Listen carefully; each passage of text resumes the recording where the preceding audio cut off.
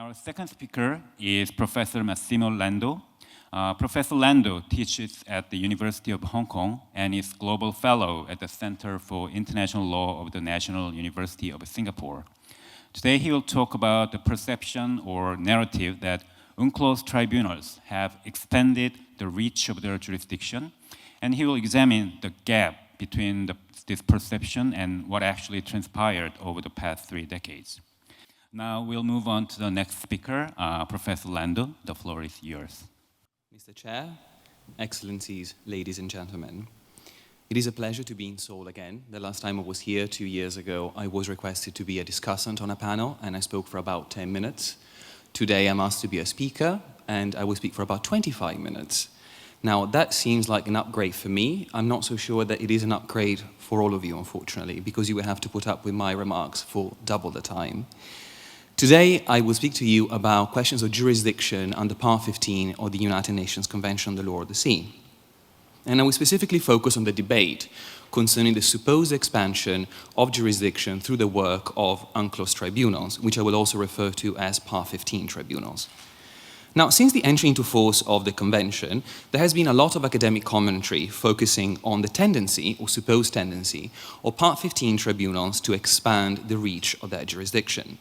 By expanding the reach of their jurisdiction, I mean that some UNCLOS tribunals have been said to have asserted jurisdiction in respect to subject matters that were not originally covered by the Convention, or that at least the drafters did not intend to fall within the purview of jurisdiction under Part 15.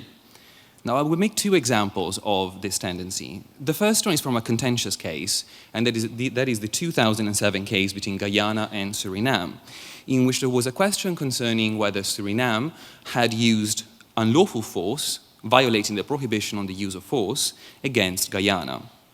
The arbitral tribunal, in its arbitral award in 2007, asserted jurisdiction over this claim.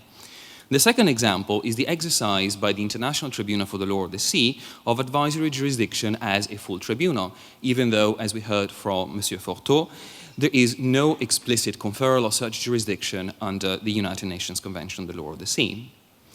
There is quite a degree of academic debate also that reflects the idea that there has been this expansion of jurisdiction. And just to cite a few, Stefan Thalmann, writing on the Chagans Marine Protected Area arbitration, wrote that not only the 2 dissenting judges, but also the 3 arbitrators forming the majority have considerably expanded the compulsory jurisdiction of Part 15 courts and tribunals.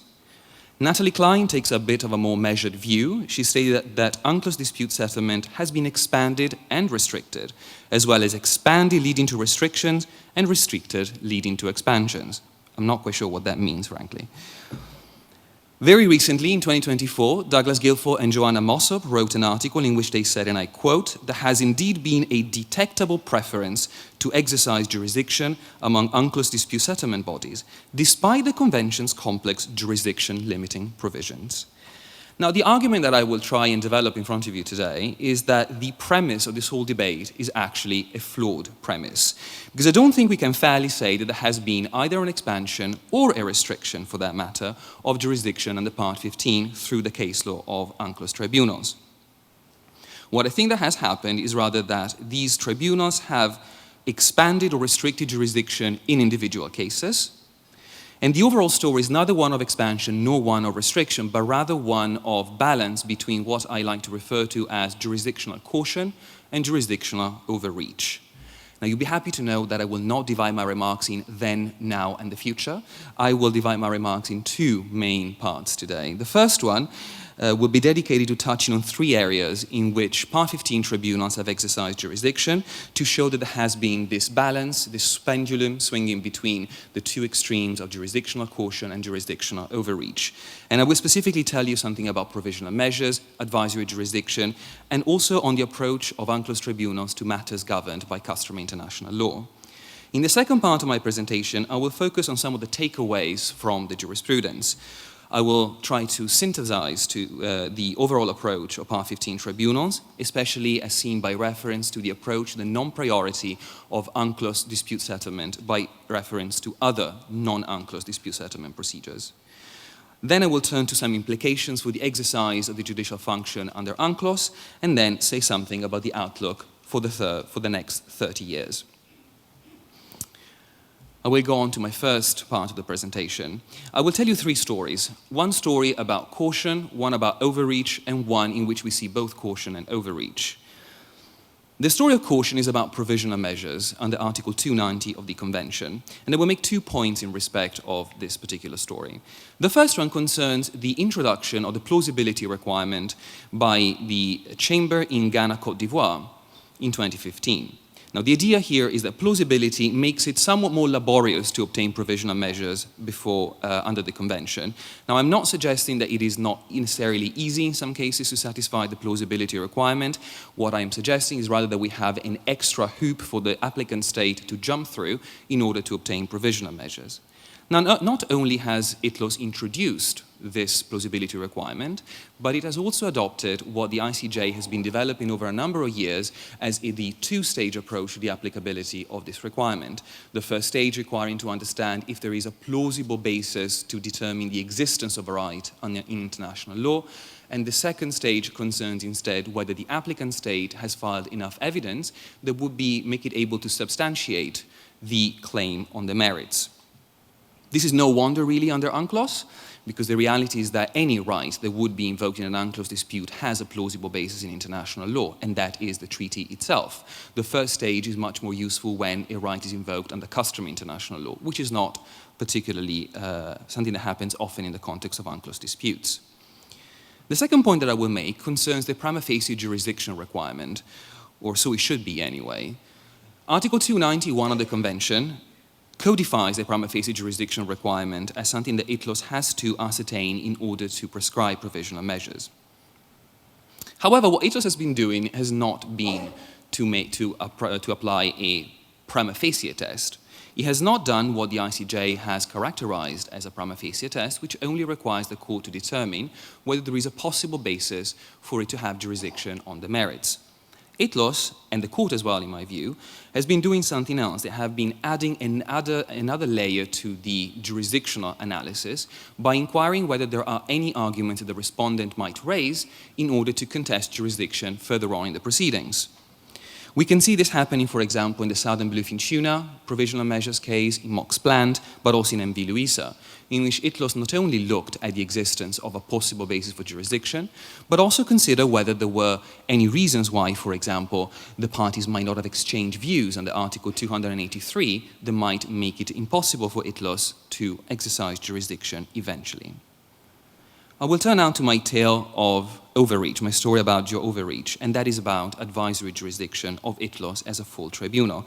Now, we already heard from Monsieur Forteau that there was an advisory opinion, the very famed Fisheries Commission advisory opinion in 2015, in which ICLS interpreted Article 21 of its statute to confer advisory jurisdiction on it, even though it was quite debatable whether that was a convincing way of going about the issue.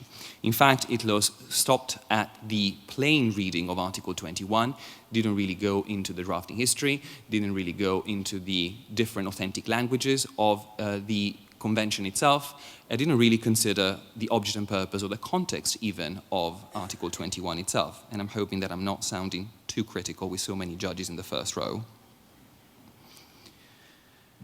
The interesting thing here is to understand exactly what the state's reaction was, and I feel that Monsieur Forteau has stolen my thunder once again here, because unfortunately we already know that there has been an acceptance by states after the Fisheries Commission advisory opinion, which was evidenced very well by the argument the states made in the context of the climate change advisory opinion most recently.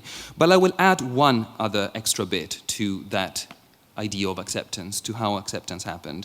Article 47, paragraph 7 of the BB&J agreement has incorporated the possibility for the conference of parties to request ICLS as a full tribunal advisory opinions. So now we even have a multilateral treaty under which it is possible for an international organization, such as the conference of parties, if it is to be seen as an international organization, to request advisory opinions to ICLS as a full tribunal.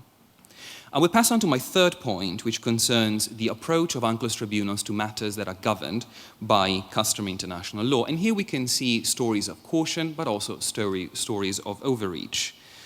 The story of overreach, I think I've already told you, and that is the Guyana and Suriname arbitral award. That is the best example of it, in my view. So I will not say anything more than I already have. Concerning stories of jurisdictional caution, I think that the best one is the approach of UNCLOS tribunals to the resolution through Part 15 of territorial disputes. The point of departure, of course, is the Chagos Marine Protected Area arbitration, in which a tribunal was faced with a very cleverly formulated claim requesting to determine whether the United Kingdom was a coastal state in accordance with Part 5 of UNCLOS. The idea being that the only way to know if the UK was a coastal state would have been to decide the sovereignty dispute over Chagos between the UK and Mauritius. The arbitral tribunal first decided that it was not possible for it to determine any dispute over territorial sovereignty, but to determine whether it really could proceed to determine the submission of Mauritius, it went on to state a test under which it had to evaluate where the relative weight of the dispute lay. In this particular case, the arbitral tribunal found that the relative weight of the dispute lay on the side of the territorial sovereignty dispute, and for that reason declined to exercise jurisdiction under that submission by Mauritius. This is an example, of course, of caution in relation to the exercise of jurisdiction, and I think that was a well-decided case. It's interesting to see the two arbitrators dissented, Rudiger Wolfram and James Kateka. But I would note that the dissent actually did not take issue with the idea that UNCLOS tribunals cannot determine territorial sovereignty disputes. Rather, the dissenters seem to take issue with the idea that the majority applied the test that is set out to determine the relative weight of the dispute in a mistaken way. Chagos was followed, of course, by the South China Sea Arbitral Tribunal, another situation in which the applicant put forward a cleverly formulated claim, and I think we all know what the claim was. Now, the Arbitral Tribunal here didn't speak in terms of relative weight of the dispute. It spoke in terms of determining what the true object of the claim was, which I think that in essence really tries to do the same thing, even though the terminology might be different. Now, this is an example, perhaps, also of caution in the exercise of jurisdiction, but I think that there is one important difference with the Chagos arbitral award. In Chagos, the arbitral tribunal did not go along with the cleverly formulated claim by Mauritius. It declined jurisdiction in respect of that claim. But in the context of the South China Sea arbitration, instead, the tribunal did go along with the cleverly formulated claim and instead asserted to have jurisdiction over the merits of the Philippines claim. The last installment in this tale of caution is the case of coastal state rights, which is still pending in front of an arbitral tribunal under Annex 7. This is a return to the Chagos Marine Protected Area approach. There is a direct reference to the relative weight test, not the true object of the claim test. Not only that, but the coastal state rights tribunal is also built on the relative weight test, because it went on to determine whether the claim that Ukraine made in respect of territorial sovereignty was ancillary to its other claims, or whether instead it was a prerequisite to the determination of those other claims. So we could say that we have had a tale of caution, overreach, and back to caution in respect to territorial sovereignty disputes in the context of Part 15 of UNCLOS.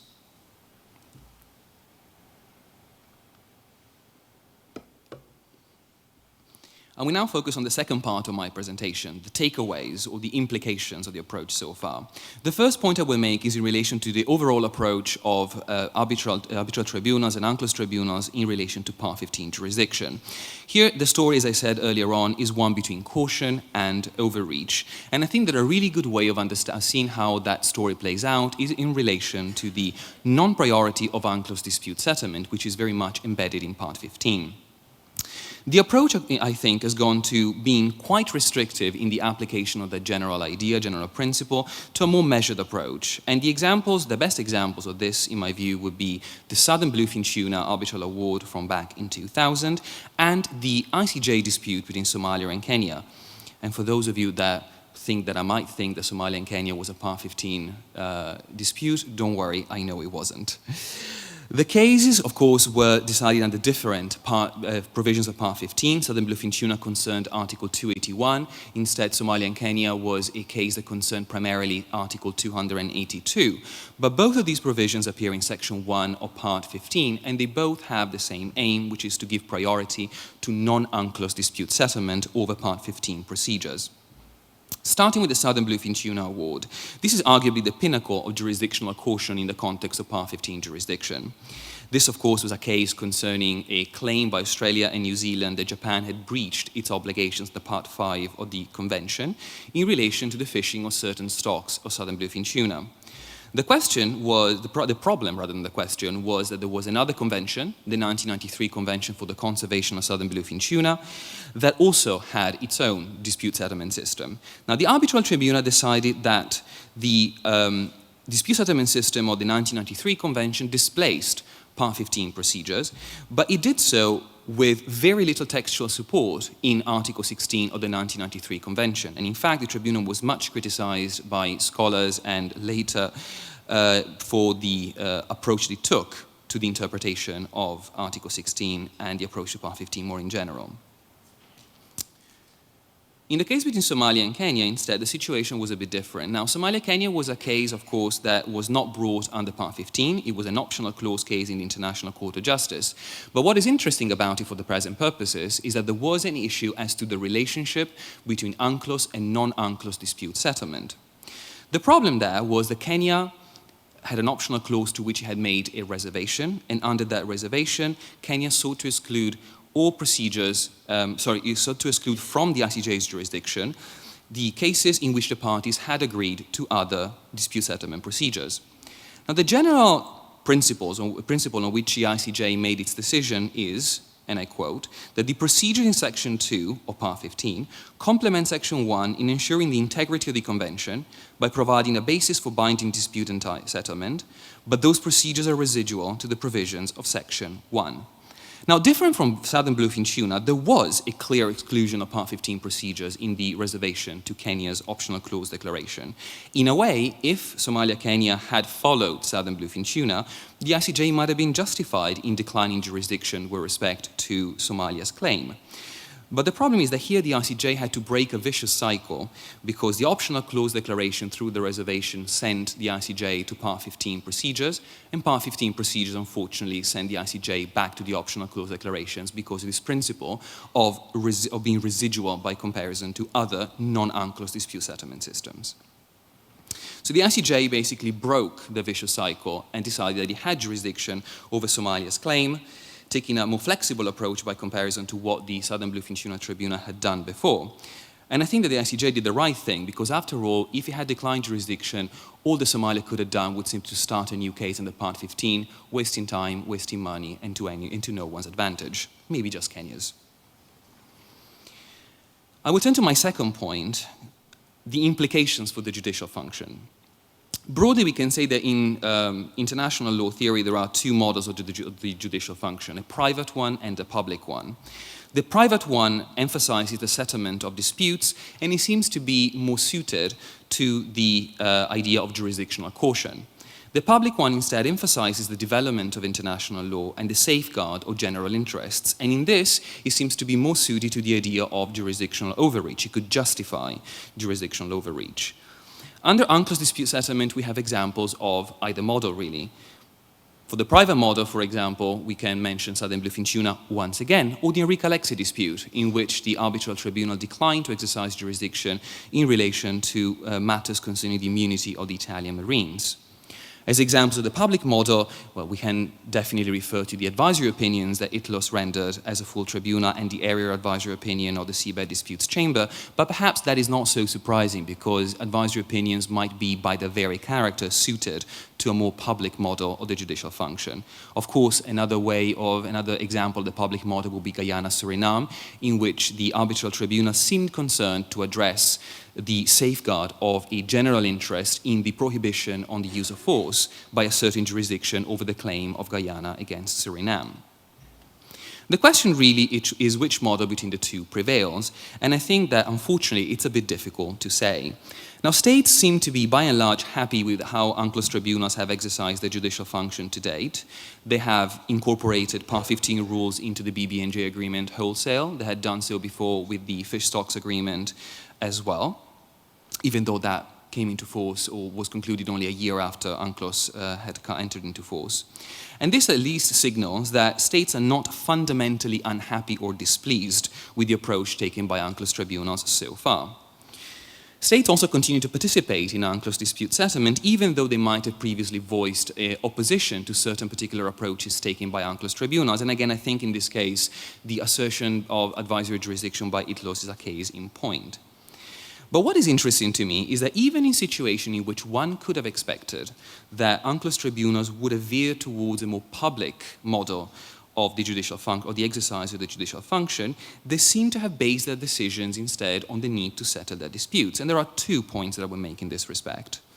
The first one is that ICLS has never prescribed provisional measures only to prevent serious harm to the marine environment. It could have done so, arguably, in southern bluefin tuna, Mox plant, the land reclamation case, but it didn't do so. The ICLS always decided to prescribe provisional measures based on the need to preserve the rights of the parties to the proceedings. The second point is that even where jurisdictional overreach has resulted in covering questions of general international law, such as the use of force in Guyana-Suriname, there has been a degree of backlash from states and from scholars to that assertion of jurisdiction, and perhaps that has led to a degree of readjustment in later decisions. If I had to make a choice, and what I would suggest is that perhaps the private model is still prevalent in UNCLOS dispute settlement, and this is, in my view, a positive approach to take to the settlement of disputes under UNCLOS and in general. Although the suggestion of which model is, in fact, the prevalent one should be reassessed continuously from time to time. I will pass now to my last point, the outlook for the next 30 years. The question for the next 30 years to me, to my mind, is whether states are going to continue to appear or to be eager to bring disputes under Part 15. Now, there are signals that states are not too keen on bringing disputes under Part 15 at the moment. There hasn't been any ICJ case under Part 15 of UNCLOS to date, even though there has been quite a number of law of the sea cases in the ICJ since 1994. There is no more prompt release case for a very long time. This might signal dissatisfaction with the procedure, or, as President Haidar said yesterday, it might simply be that ICLS has settled the law on prompt release entirely. But we could also say there is a general reluctance by states at the moment to be willing to submit their disputes to binding third-party settlement, something that is not just a problem for UNCLOS, but a problem just pervasive in the whole of international law, and that has something to do with the backlash against multilateral institutions and processes that we have seen at least in the last decade. What I wonder is whether UNCLOS perhaps is victim of its own success. Now, the whole point of Part 15 of UNCLOS seemed to be that it sought to attract states to become parties to UNCLOS by doing 3 things. First of all, framing a narrow jurisdictional title limited to the interpretation and application of the Convention. Second, to frame a dispute settlement system that prioritizes other dispute settlement systems. And third, allowing states to opt out of some very significant disputes through the mechanism of Article 298, and I'm specifically thinking of disputes concerning military activities in the EEZ, but also maritime delimitation disputes. There are 2 possible ways to answer this question of whether ICLS has been a victim of its own success. First is that perhaps the writing was on the wall since the very beginning. If you frame a narrow jurisdictional title in a system that prioritizes some other systems, that, of course, probably will end up at some point in states not bringing many disputes under Part 15 of UNCLOS. The second, and perhaps probably what I think is more realistic as a view on this particular question, is that maybe it is just that at the moment international law is undergoing a moment of stress, a moment of crisis, and we might actually see things change if, and hopefully they will, things will change in the future. As with all things in international law, the health of the UNCLOS dispute settlement system is something to be assessed now, but also to be reassessed at some point in the future. What I can hope on my part is to have the good fortune and the good health to be here amongst friends and colleagues in 30 more years to discuss how UNCLOS will be doing at 60. Thank you very much. Thank you, Professor Lando, for the thought-provoking and interesting presentation, also reminding us the importance of the health, I believe he was effectively unpacking the complex implication of different cases, in terms of jurisdictional outreach and jurisdictional caution. And this was an excellent follow-up to Professor Fokto's insightful presentation, as both speakers explore the system based on the multiple choices under the convention from different angles and perspectives. Thank you very much.